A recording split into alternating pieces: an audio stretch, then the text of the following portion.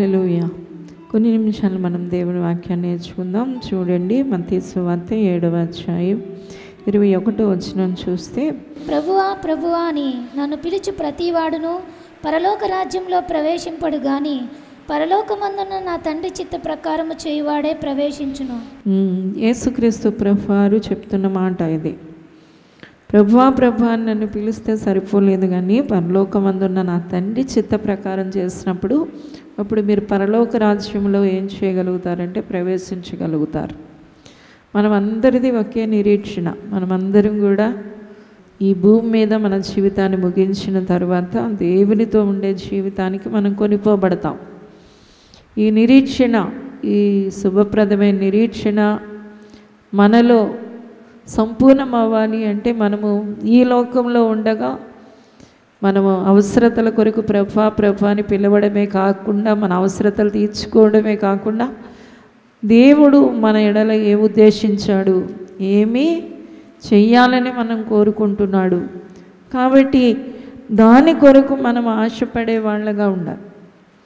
ఆ చిత్తం చేయడానికైనా కోరిక, తృష్ణ మనందరిలో కూడా కలిగి ఉండాలి. అందుకని యేసయ్య పరలోక ప్రార్థనలో కూడా అదే నేర్పించారు. చూడండి, పరలోక ప్రార్థన 6వ అధ్యాయం మత్తయి సువార్త. కాబట్టి మీరు ఎలాగూ ప్రార్థన చేయుడి, పరలోకమందున్న మా తండ్రి నీ నామం పరిశుద్ధపరచబడును గాక. 9వ వచనం. నీ చిత్తము పరలోకమందు నెరవేరుచున్నట్లు భూమి యందును నీ చిత్తం పరలోకమందు నెరవేరబడతా ఉంది. ఈ భూమి యందు కూడా ఏం చేయాలి? నెరవేరబడాలి. దేవాది దేవుడు మానవులమైన మనం ఎలా ఉండాలని నిర్ణయించాడు. ఆ చిత్తం ఈ భూమి మీద నెరవేరాలి.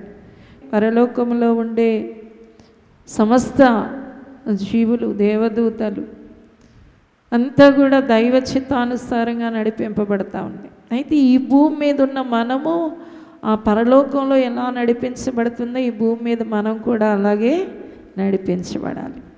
అప్పుడు దేవుని బిడ్డలారా, దైవ చిత్తంలో మనం నడుస్తున్నాం కాబట్టి మనం ఎల్లప్పుడూ కూడా దేవునితో ఈ లోకంలో ఉండడమే కాదు, పరలోకంలో దేవాది దేవుని సన్నిధిలో ఉండ ఆ భాగ్యాన్ని, ఆ నిత్య జీవాన్ని మనం పొందుకోగలుగుతాం. కాబట్టి దేవుడు అంటున్నాడు, నీ ప్రార్థనలో కూడా ఈ ప్రార్థనాంశం చెయ్యి అంటున్నాడు. పరలోకంలో నీ చిత్తం ఎలా నెరవేరుతుందో తండ్రి, ఈ భూమి యందు కూడా నీ చిత్తమే నెరవేరాలి అని ఒక ప్రార్థన చేయి అంటున్నాడు. మనం ఎలా జీవించాలి, ఎలా ఉండాలి అంటే బైబిల్లో దేవుడి చిత్తాన్ని గురించి దశలోనిక పత్రికలో ఉంటున్నాడు, ఎల్లప్పుడూ కృతజ్ఞతాస్తుతులు చెల్లించండి, అది దేవుని చిత్తం అంటున్నాడు. అదే దశలోనిక పత్రికలో అంటాడు, మీ ఘట్టాన్ని పరిశుద్ధంగా కాపాడుకోండి, అదే దేవుని చిత్తం అంటున్నాడు. దేవుని చిత్తము ఒక వ్యక్తి ఎడల ఏమున్నది అనేది మానవులందరికీ తెలియచేయబడేది ఎక్కడి నుండి అంటే బైబిల్ నుండి. ఈ పరిశుద్ధ గ్రంథమైన బైబిల్లో మనము ఎలాగ నడుస్తున్నామో, ఏ క్రమాన్ని మనం పాటిస్తున్నామో బైబిల్ ప్రకారం అదంతా కూడా దేవుని చిత్తమైంది. మన ఈ లోకంలో మనకి వ్యక్తిగతమైన దేవుని చిత్తం జరగడానికి కూడా మనం ఒక ప్రార్థన చేసుకోవాలి. అందుకని దేవుడు అంటున్నాడు, మన చిత్తానుసారంగా, ఆయన చిత్తానుసారంగా మనం ఏం అడిగినా కూడా మనం ఏం చేస్తామట? పొందుకుంటామట. హల్లెలూయా. తరువాత దేవుని చిత్తమైతేనే మేము వెళ్ళి అది చేస్తామని కూడా చెప్పాలండి. యాకోబు పత్రిక 4:15 అంటాడు, కనుక ప్రభు చిత్తమైతే మనం బ్రతికి ఉండి ఇది అది చేతమని చెప్పుకొనవలను. ఏదైనా చెప్పేటప్పుడు కూడా దేవుని చిత్తమైతే నేను బ్రతికుంటే ఇది అది చేస్తాను అని చెప్పాలట. ప్రార్థన చేసేటప్పుడు కూడా ఆయన చిత్తానుసారంగా అడగాలి. అందుకనే మన ప్రతి ప్రార్థనకి ముందు ప్రభా నీ చిత్తమైతే, నీ చిత్తమైతే. యేసయ్య కూడా ఈ లోకంలో ఉన్నప్పుడు ఒక ప్రార్థన చేస్తూ ఉన్నారు. లూకా సువార్త 22వ అధ్యాయంలో మనం చూస్తే, నీ చిత్తమైతే ఈ గిన్నె నా యొద్ద నుండి తొలగించు. లూకా 22:42. తండ్రి, ఈ గిన్నె నా యొద్ద నుండి తొలగించుటకు నీ చిత్తమైతే తొలగించు, అయినా నా ఇష్టం కాదు, నీ చిత్తమే సిద్ధించునుగాక అని ప్రార్థన చేశారు. నీ చిత్తం జరగాలి తండ్రి, నీ ఇష్టం జరగాలి ప్రభా. ఇది ఎంత అద్భుతమైన ప్రార్థన. ఈ రోజున దేవుని బిడ్డలుగా కూడా మన ప్రార్థనలు చేసేటప్పుడు పరలోకమునందున్న తండ్రి చిత్తం ఎలాగ నెరవేరుతుందో భూమి యందు కూడా అలాగే నెరవేరాలని అడగాలి. మన జీవితాల్లో, మన వ్యక్తిగత జీవితాల్లో దేవుని చిత్తానుసారంగా జీవించడానికి ఒక నిర్ణయాన్ని తీసుకోవాలి. ప్రార్థన చేసేటప్పుడు కూడా ప్రభువా నీ చిత్తమైతే అనే ప్రార్థన చేయాలి. హల్లెలూయా, హల్లెలూయా. యేసయ్య ఎంత అద్భుతమైన ప్రార్థన చేస్తున్నారంటే, నీ చిత్తమైతే ఈ గిన్నె నా యొద్ద నుండి తొలగించు. అయినా నీ చిత్తం, నా ఇష్టం కాదు, నీ చిత్తమే జరగాలి.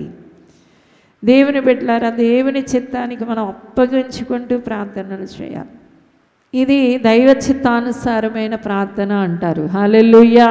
మనం ఏది అడిగినా కూడా వెనకాల ప్రభువాది నీ చిత్తమైతే జరుగును అంటే దానిలో మనం క్షేమాన్ని, ఆశీర్వాదాన్ని, జీవాన్ని, దీవెనని చూడగలుగుతాం. అయితే పరలోకములో ఉన్న తండ్రి చిత్తం ప్రకారం నడిచినప్పుడు మీరు పరలోక రాజ్యానికి వారసులు అవుతారు అన్నాడు. అయితే పరలోకములో ఏ చిత్తం జరుగుతుంది అని మనం చూసినప్పుడు దేవుని బిడ్డలారా, యెషయా గ్రంథం 6వ అధ్యాయంలో చూస్తే మనకి అక్కడ పరలోకంలో జరుగుతున్న అద్భుతమైన విషయాలు యెషయా దర్శనం చూసినట్లు కనబడతా ఉంది. హల్లెలూయా. మొట్టమొదటిగా అత్యున్నత సింహాసనం మీద ఉన్న ప్రభువుని చూస్తూ ఉన్నప్పుడు అతడికి అక్కడ కనబడుతున్న దృశ్యం ఏంటి అంటే, చూడండి దేవుని బిడ్డలారా, మొదటి వచనాన్ని చదువుదాం.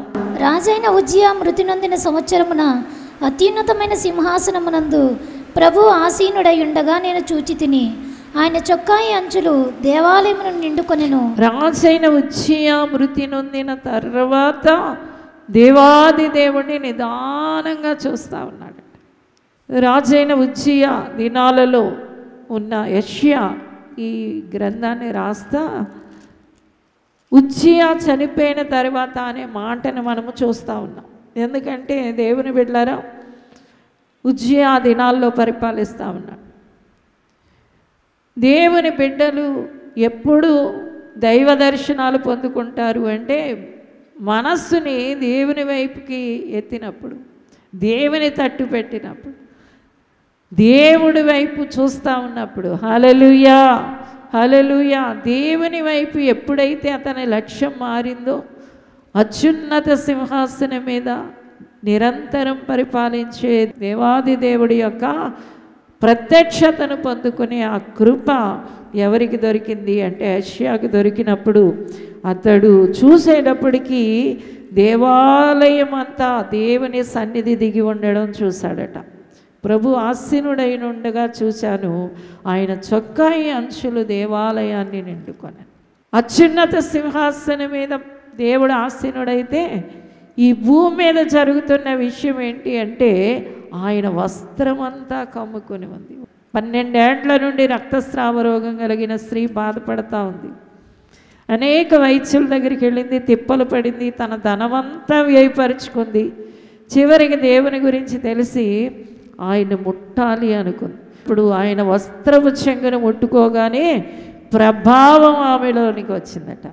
ప్రభావం ఏం చేసింది? ఆమెలోనికి దిగి వచ్చింది. వెంటనే ఆమె భయంకరమైన వ్యాధి నుండి నివారణ పొందింది. అంటే యేసయ్య వస్త్రంలో ఏముంది చెప్పండి? ప్రభావం ఉంది. హల్లెలూయా. మొట్టమొదటిగా దేవుని కొరకు ఒక దేవాలయాన్ని నిర్మించిన సొలొమోను దేవునికి మందిరం నిర్మించిన తర్వాత అందులోకి వెళ్ళి ప్రార్థన చేస్తూ ఉంటే పరలోకం నుండి ఒక మహిమ వచ్చి ఆ స్థలాన్ని నింపిందంట. ఆ తేజస్సుకి అక్కడ నిలబడలేక ప్రజలందరూ పరుగులు పెట్టడం మొదలుపెట్టారు. అంత పరలోకపు మహిమ ఎక్కడికి దిగి వస్తూ ఉంది అంటే దేవుని మందిరానికి దిగి వస్తూ ఉంది. ఈ రోజున కూడా దేవుని బిడ్డలైన వారందరూ కూడా దేవుని మహిమను, దేవుని ముఖ ప్రకాశాన్ని, దేవుని సన్నిధి కాంతిని, ప్రభావాన్ని పొందే స్థలం ఎక్కడ అంటే దేవుని యొక్క మందిరం. హల్లెలూయా. అందుకనే ఇక్కడ దేవుడు తనకిచ్చిన దర్శనాన్ని చూస్తున్నప్పుడు దేవుని మందిరములో దేవుని వస్త్రం కనబడతాం. అంటే ప్రభావం కనబడతా ఉంది. అందుకని బలమైన గాలిలాగా వీచిందట. అపోస్తుల కార్యం 2వ అధ్యాయంలో చూస్తే పెంతెకోస్తు దినాన ఎలాగా పరిశుద్ధాత్ముడు వారిలోకి వస్తున్నాడంటే బలమైన గాలిలాగా వీస్తున్నాడు. అగ్ని ముద్దల్లాగా వాళ్ళలోనికి దిగుతున్నాడట. దేవునికి స్తోత్రం. ఆ ప్రసన్నత, ఆ ప్రభావం అగ్గిలాగా కనబడుతున్నప్పుడు ఒక బలమైన గాలిలాగా వాళ్ళ దేహాల మీద ఆ గాలి వీస్తూ ఉన్నప్పుడు వాళ్ళు ఏం చేస్తున్నారు అంటే వాక్శక్తి వచ్చేస్తుందట. నాలుకతో వారు స్తుతిస్తూనే ఉన్నారు, అన్య భాషలతో దేవుణ్ణి స్తుతిస్తూ ఉన్నారు. ఎందుకంటే అది వారి జీవితాన్ని తాకుతూ ఉంది, ఆ మహిమ తాకుతూ ఉంది, ఆ ప్రసన్నత వాళ్ళని తాకుతుంది. ఈ రోజున కూడా దేవుని సన్నిధిలో దేవుని ప్రభావంతో నింపబడాలి. దేవునికి స్తోత్రం. అదే నీ విషయంలో దేవుని యొక్క చిత్తమై ఉంది. తర్వాత చూడండి 2వ వచనం. ఆయనకు పైగా శరాపులు నిలిచియుండిరి, ఒక్కొక్కరికి 6 రెక్కలుండెను. ప్రతివాడు 2 రెక్కలతో తన ముఖమును, 2తో తన కాళ్లను కప్పుకొనుచు 2తో ఎగురుచుండెను. వారు సైన్యములకు అధిపతియగు యెహోవా పరిశుద్ధుడు, పరిశుద్ధుడు, పరిశుద్ధుడు, సర్వలోకము ఆయన మహిమతో నిండి ఉన్నదని గొప్ప స్వరముతో గాన ప్రతిగానములు చేయుచుండిరి. వారి కంఠ స్వరము వలన గడప కమ్ముల పునాదులు కదులుచు మందిరము ధూమము చేత నిండగా. హల్లెలూయా. రెండవదిగా పరలోకంలో జరుగుతున్న మరొక క్రియ ఏంటి అంటే పరిశుద్ధుడు, పరిశుద్ధుడు, పరిశుద్ధుడు అని దేవదూతలు గాన ప్రతిగానాలు చేస్తున్నాయి. 2 రెక్కలతో కళ్ళు మూసుకున్నాయి, 2 రెక్కలతో దేహం అంతా మూసుకున్నాయి, 2 రెక్కలతో ఎగురుతూ పరిశుద్ధుడు, పరిశుద్ధుడు అని గాన ప్రతిగానాలు చేస్తూ ఉంటే మందిరం ధూమము చేత నిండుకుందట. హల్లెలూయా. ఈ రోజున దేవుని బిడ్డలైన వారు దేవుని సన్నిధిలో ఉండడానికి ఆశపడాలి. రెండవదిగా దేవుణ్ణి సేవించడానికి ఆశపడాలి. ఇదే పరలోక దర్శనాన్ని అపోస్తలుడైన యోహాను ప్రకటన గ్రంథం 4వ అధ్యాయంలో చెప్తా ఉన్నాడు. ఇదిగో అక్కడ దేవునికి ఆరాధన జరుగుతూ ఉంది. హల్లెలూయా. సింహాసనాసీనుడైన దేవుని దగ్గర 24 పెద్దలు, 4 జీవులు దేవుణ్ణి ఆరాధిస్తున్న ఒక గొప్ప సైన్య సమూహాలు అక్కడ కనబడతా ఉన్నాయి. అంటే పరలోకం అంతా కూడా దేవుణ్ణి స్తుతిస్తుంది. అంటే ఈ భూమి మీద నువ్వు చేయవలసిన పని ఏంటి అంటే దేవాది దేవుణ్ణి స్తుతి చేయడం. స్తుతి చేయడంలో ఉన్న శక్తి కూడా అక్కడ కనబడతా ఉంది. వాళ్ళు ఆరాధన చేసేటప్పుడు ధూమములాగా దిగి వస్తూ ఉందట. ఏం చేస్తుంది? ధూమములాగా మందిరం అంతా నిండుకుంది.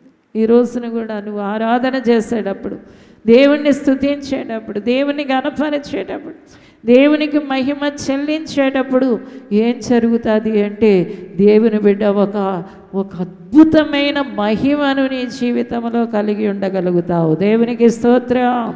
ఇశ్రాయేలీయులు ఐగుప్తు దేశాన్ని దాటిన తర్వాత ఈ అరణ్య మార్గంలో నడుస్తూ ఉంటే దేవుడు మీతో ఉంటానన్న దేవుడు పగలు ఎలా ఉండేవాడంటే మేఘస్తంభములాగా ఉండేవాడట. రాత్రి ఆయన అగ్నిస్తంభంగా ఉండేవాడట.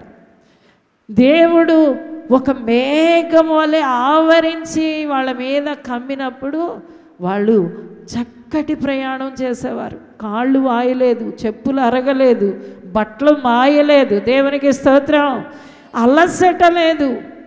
ఎంతో చక్కటి ప్రయాణం ఎందుకు చేస్తున్నారంటే పైన ఒక మేఘం కమ్మబడి ఉంది. హల్లెలూయా. ఈ రోజున కూడా ఎప్పుడు క్రైస్తవ జీవితం సులభంగా ఉంటుంది, తేలికగా ఉంటుంది. కొంతమంది క్రైస్తవులే, పేరు క్రైస్తవులే కానీ నెత్తి మీదంతా భారాలే, తల నిండా బరువులే, తల నిండా చింతలే, తల నిండా దుఃఖాలే.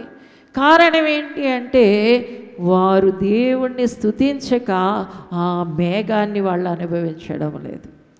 దేవుని మేఘం ఎప్పుడైతే ఆవరించిందో నీ ప్రయాణం ఏమైపోతుంది చూడండి. ఎండలో నడుస్తున్నారనుకోండి, కొంచెం మబ్బు వచ్చిందనుకోండి, ఏమవుతుంది?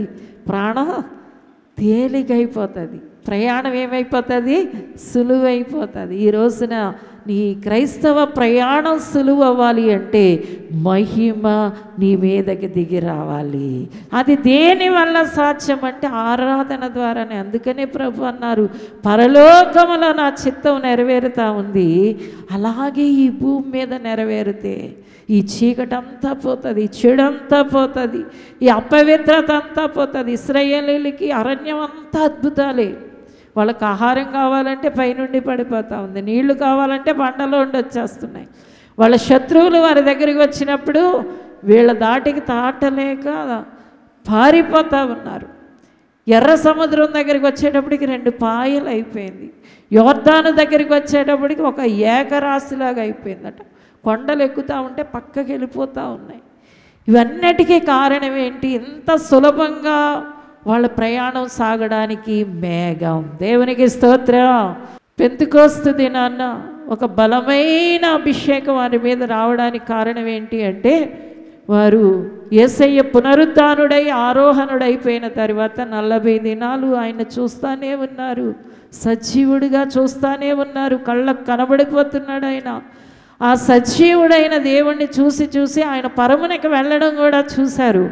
చూసిన తరువాత వాళ్ళు ఏం చేస్తూ ఉన్నారు అంటే 10 దినాలు ఎడతెగకుండా స్తోత్రాలు చెప్తున్నారు. ఏం చేస్తున్నారు చెప్పండి? ఆగకుండా స్తోత్రం చెప్తూనే ఉన్నారు. ఆగడం లేదు, పగలు ఆగడం లేదు, రాత్రి ఆగడం లేదు. 10 దినాలు ఆ స్తోత్రం చెప్పేటప్పటికి ఏమైంది అంటే అమాంతంగా దేవుని శక్తి వారి మీదకి దిగి వచ్చేసింది. ఈ రోజున కూడా దేవుడి యొక్క శక్తి నిన్ను నడిపించాలి అంటే నీ నోట్లో ఎప్పుడూ స్తుతి ఉండాలి. అందుకని అపోస్తలుడైన పౌలు అంటాడు, నేను ఆత్మతో పాడతాను. నోటితో పాడతాడట, మనసుతో పాడతాడట. నోరు ఖాళీగా ఉన్నంతసేపు నోటితో పాడేస్తున్నాడు. ఇక నోటికి ఏదైనా తినేటప్పుడు మనం పని చెప్తాం కదా, తినేటప్పుడు మన నోరు పని చేస్తుంది కాబట్టి మనసుతో పాడేస్తున్నాడట. ఎంత గొప్ప అనుభవము! నేను ఆత్మతో పాడతాను, నోటితో పాడతాను. ఈ రోజున కూడా దేవుని బిడ్డలైన వారు స్తుతించడం వల్ల నీవేం చేస్తున్నావు అంటే, దేవుని బిడ్డ దేవుని మహిమ నీ జీవితాన్ని నడిపించడం మొదలు పెడుతుంది. ఆ పరలోక శక్తి ధూమము వలె నీ మీద ఆవరిస్తుంది. అందుకనే దేవుడు అన్నాడు, పరలోకములో తండ్రి చిత్తం ఎలాగ నెరవేరుతుందో భూమి యందు నెరవేర. 3వదిగా చూద్దాము, 5వ వచనం. నేను అపవిత్రమైన పెదవులు గలవాడను, అపవిత్రమైన పెదవులు గల జనుల మధ్య నివసించువాడను. నేను నశించి తిని రాజును సైన్యములకు అధిపతియునగు యెహోవాను నేను కన్నులారా చూచితిననుకొంటిని. అప్పుడు ఆ శరాపులోనొకడు తాను బలిపీఠం మీద నుండి కారుతో తీసిన నిప్పును చేతపట్టుకుని నా యొద్దకు ఎగిరి వచ్చి నా నోటికి దాన్ని తగిలించి, ఇది నీ పెదవులకు తగిలెను గనుక నీ పాపమునకు ప్రాయశ్చిత్తమాయెను, నీ దోషము తొలగిపోయి. హల్లెలూయా. రాసుని సైన్యములకు అధిపతి యెహోవాని నేను కనులారా చూచానంటున్నాడు. ఇది గొప్ప అద్భుతం. దేవుని బిడ్డలారా, యేసుక్రీస్తు ప్రభుని రాజాదిరాజుగా చూడబోతున్నాం. ఆయనే మనల్ని పరిపాలించబోతున్నాడు. ఆయన నిరంతర రాజుగా మనకు ఉండబోతున్నాడు. హల్లెలూయా. మనం ఆయన ప్రజలుగా ఉంటాం. అద్భుతమైన కొత్త ఆకాశాన్ని, మనం కొత్త భూమిని పొందుకుంటాం. అక్కడ ఎవరు అంటే యేసుక్రీస్తు ప్రభువే రాజాదిరాజుగా ఉండబోతున్నారు. హల్లెలూయా. నేను సైన్యాలకు అధిపతి అయిన మహారాజుగానే చూస్తున్నాను, కానీ నా పెదవులు అపవిత్రంగా ఉన్నాయి.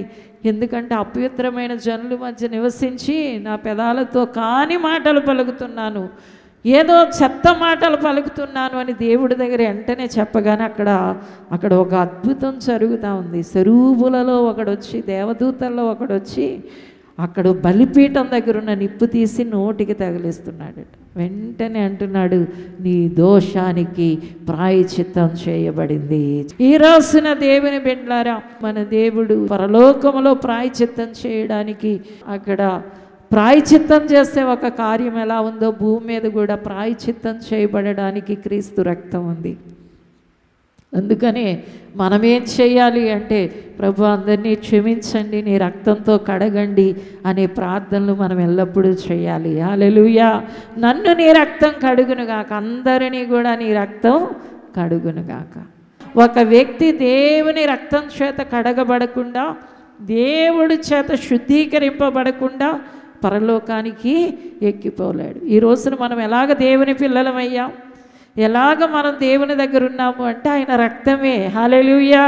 మనం యేసయ్య దగ్గరికి వచ్చి మన పాపాలు ఒప్పుకున్న వాళ్ళం. మనం యేసయ్య సన్నిధిలో పశ్చాత్తాపపడిన వాళ్ళం. కాబట్టి ఇప్పుడు ఆయన రక్తం మనల్ని ఏం చేసింది చెప్పండి? మనల్ని కడిగి పరిశుద్ధపరిచి దేవుని బిడ్డలుగా మార్చింది. హల్లెలూయా. నీకు మార్పు కలుగుతుంది, ఆ చీకటి పోతుంది, ఆ చెడు తొలగిపోతుంది, ఆ దుర్రాత్మ క్రియలు లయమైపోతుంది, ఆ శాతాను బంధకాలన్నీ కాల్చబడతాయి. ఇదే పరలోకపు తండ్రి యొక్క దైవ చిత్తమై ఉంది. చివరిగా చూడండి 8వ వచనం. అప్పుడు నేను ఎవరిని పంపెదను, మా నిమిత్తము ఎవడు పోవునని ప్రభు సెలవీయగా వింటిని. అంతటా నేను చిత్తగించుము, నేనున్నాను, నన్ను పంపుమనగా. హల్లెలూయా. చివరిగా ఒక స్వరం పరలోకంలో వినబడుతుంది. ఎవరు పోతారు, నా నిమిత్తం ఎవరు వెళతారు అని ఒక గంభీరమైన స్వరం పరలోకంలో వినబడుతుంది. ఈ రోజున కూడా పరలోకం మనకేం చెప్తుందంటే, నా నిమిత్తం మీరు వెళ్ళండి. ఎవరు వెళతారు, నా నిమిత్తం ఎవరు పోతారు అంటే వెంటనే యెషయా చెయ్యెత్తుతున్నాడు, నేను వెళతాను అని. ఈ రోజున దేవుని బిడ్డలందరూ కూడా, ప్రభువా నేను ఇతరులకి నీ ప్రేమని చెప్పడానికి, నువ్వు మంచి దేవుడు అని, నువ్వు నిజమైన దేవుడు అని, పాపుల రక్షకుడు అని, నీ రక్తం చేత ప్రజల్ని రక్షించుకుంటావని చెప్పడానికి నేను వెళతాను నాయనా అని చెయ్యెత్తే వాళ్ళగా ఉండాలి. ఇదే దేవుని చిత్తం. ఈ పనులు నువ్వు ఎల్లప్పుడూ చేస్తూ ఉంటే దేవుని బిడ్డగా పరలోక తండ్రి చిత్తం నీ జీవితంలో ఏమవుతుంది? సంపూర్ణంగా నెరవేర్చబడుతుంది. హల్లెలూయా. ఎల్లప్పుడూ ఆయన రక్తాన్ని ఆశ్రయించాలి. నీ దోషాల కొరకు, నీ పాపాలు, నీ బలహీనతలు, నీ లోపాలు, ప్రభువా నాకు వెంటనే కోపం వచ్చేస్తూ ఉంటుంది. వాళ్ళు వీళ్ళని చూస్తే అసూయ పడిపోతూ ఉన్నాను, గర్వంగా మాట్లాడుతాను, నన్ను క్షమించండి, కడగండి, నీ రక్తంతో కడిగితే ఆయన మన మనస్సాక్షిని ఎంతో ఎక్కువ శుద్ధి చేస్తాడట. హల్లెలూయా. 3వదిగా దేవుని బిడ్డలందరికీ చెప్పాలి, దేవా నీ చిత్తం చేయడానికి నేనున్నానయ్యా అని చెప్పగలిగితే అద్భుతమైన జీవితం ఈ భూమిలో జీవించడమే కాదు, పరలోకానికి ఎక్కిపోతావు నువ్వు. హల్లెలూయా. తండ్రి చిత్తం చెప్పు నెరవేర్చువాడు పరలోకంలో ఉంటాడు, ఆ శ్రేష్టమైన స్థలములో ఉంటాడు. ప్రభా నేనున్నానయ్యా, అయ్యా ఇదిగో నేను ఇంకా శుద్ధీకరించుకోవడానికి, ఇంకా పరిశుద్ధపరచుకోవడానికి ఎల్లప్పుడూ నీ రక్తం దగ్గరికి వచ్చి నీ సన్నిధిలో శుద్ధీకరణ పొందుతాను తండ్రి. నీ గురించి అందరికీ చెబుతాను ప్రభా. నిన్ను ఆరాధిస్తూ ఆ ధూమము చేత నింపబడతాను. దేవుని సన్నిధిలో ఉన్న మహిమ, ముఖ ప్రకాశాన్ని పొందడానికి నేను మందిరములో నిలిచి ఉంటాను అని చెప్పండి. అద్భుతమైన దీవెనలు ఈ భూమి మీద నువ్వు దీవింపబడమే కాదు దేవుని బిడ్డ, పరలోకమునికి నువ్వు ఎక్కిపోగలుగుతావు. ప్రభువా అన్న వాళ్ళు మేలులు ఒక్కటే పొందుతారు, కానీ తండ్రి చిత్తం చేసేవాళ్ళైతే పరలోకానికి కూడా వెళ్ళిపోతారు. అయ్యా నా జీవితం పరలోకానికి వచ్చే జీవితంగా ఉండాలి. అలాగ దీవించి, అలా ఆశీర్వదించి.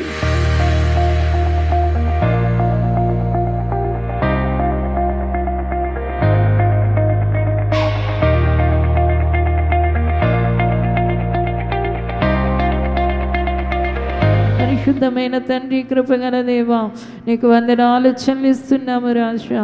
అయ్యా తండ్రి నీకు వందనాలు ప్రభు అని పిలిచి మేలులు పొందడమే కాదు నాయన, ఉపకారాలు పొందడమే కాదు నాయన. అయ్యా తండ్రి నీకు వందనాలు, ఈ లోక సంబంధమైన వాటిని పొందడమే కాదు అయ్యా, నీ చిత్తం చేసి నీ పరలోకంలో ప్రతి బిడ్డ ఉండాలయ్యా. అట్టి దీవెన దయచేయండి అయ్యా తండ్రి. నీ మందిరానికి వచ్చేవారిగా, నిన్ను ఆరాధించేవారిగా, నీ రక్తంలో కడుగుకునేవారిగా అయ్యా, నిన్ను గురించి ప్రకటించేవారిగా ప్రతి వారిని చిత్తములో నడవడానికి యేసు నామమున దీవించండి, యేసు నామమున ఆశీర్వదించండి, యేసు నామమున ప్రభువా అయ్యా ఈ వాక్యములో ఫలించుదురుగాక, వర్ధిల్ల చేయమని యేసు నామమున అడుగుచున్నాము తండ్రి, ఆమేన్. రాజమహేంద్రవరంలో దహించు అగ్ని 12 గంటల కృతజ్ఞత స్తుతి ఆరాధన జూలై 11వ తేదీన ఉదయం 6 గంటల నుండి సాయంత్రం 6 గంటల వరకు సిస్టర్ అను శామ్యూల్ గారితో పాటు డాక్టర్ థామస్ గారి కుటుంబం ఈ ఆరాధనను నడిపించెదరు. స్థలం దహించు అగ్ని ఆడిటోరియం, నటరాజ్ థియేటర్, రాజమహేంద్రవరం. మరిన్ని వివరాలకు 9494940072 మరియు 73. విశాఖపట్నంలో దహించు అగ్ని ఆశీర్వాద అభిషేక కూడిక జూలై 12వ తేదీన ఉదయం 9 గంటల నుండి ప్రారంభించబడును. ముఖ్య ప్రసంగికులు డాక్టర్ థామస్ గారు, దహించు అగ్ని మినిస్ట్రీస్ రాజమహేంద్రవరం. స్థలం సుబ్బలక్ష్మి కళ్యాణ మండపం, రైల్వే న్యూ కాలనీ, విశాఖపట్నం. మరిన్ని వివరాలకు 9032227676 మరియు 9032228686. విజయవాడలో దహించు అగ్ని సేవకుల కూడిక జూలై 15వ తేదీన ఉదయం 10 గంటల నుండి ప్రారంభించబడును. ముఖ్య ప్రసంగికులు డాక్టర్ థామస్ గారు, దహించు అగ్ని మినిస్ట్రీస్ రాజమహేంద్రవరం. స్థలం కందుకూరి కళ్యాణ మండపం, జింకానా గ్రౌండ్స్, విజయవాడ. మరిన్ని వివరాలకు 9032224646 మరియు 9032224747. ఇది కుటుంబ ఆశీర్వాద కూడిక. ఇక్కడ మేము మా కుటుంబాలను కట్టుకున్నాం. మరి మీరు? అయితే ప్రతి శుక్రవారం రాజమహేంద్రవరంలో జరిగే ఈ కుటుంబ ఆశీర్వాద కూడికలో పాల్గొనండి. ఈ కూడిక జరుగు స్థలం దహించు అగ్ని ఆడిటోరియం, నటరాజ్ థియేటర్, రాజమహేంద్రవరం. సికింద్రాబాద్ లో దహించు అగ్ని అద్భుత అసాధారణ కూడిక ప్రతి శనివారం సాయంత్రం 5 గంటల నుండి ప్రారంభించబడును. స్థలం SPG church ground, alpha hotel వెనుక, సికింద్రాబాద్. మరిన్ని వివరాలకు 9494940074 మరియు 75. రాజమహేంద్రవరంలో దహించు అగ్ని అభిషేక ఆదివారపు ఆరాధన ఇప్పుడు ప్రతి ఆదివారం ఉదయం 9:30 నుండి ప్రారంభించబడును. తప్పక పాలు పొందండి, దైవిక ఆశీర్వాదం పొందండి. స్థలం దహించు అగ్ని ఆడిటోరియం, నటరాజ్ థియేటర్, రాజమహేంద్రవరం. మీ ప్రార్థన అవసరతలకు 9494940072 మరియు 73. ఈ టీవీ కార్యక్రమాన్ని చూసి ఆశీర్వదించబడినట్లయితే దహించు అగ్ని టీవీ పరిచర్యకు మరియు బ్లెస్సింగ్ ల్యాండ్ కు సహకరించండి. దహించు అగ్ని trust current account number 357222444370, State Bank of India main branch, Rajamahendravaram. My address doctor Thomas, దహించు అగ్ని మినిస్ట్రీస్, తుమ్మలోవా, రాజమహేంద్రవరం.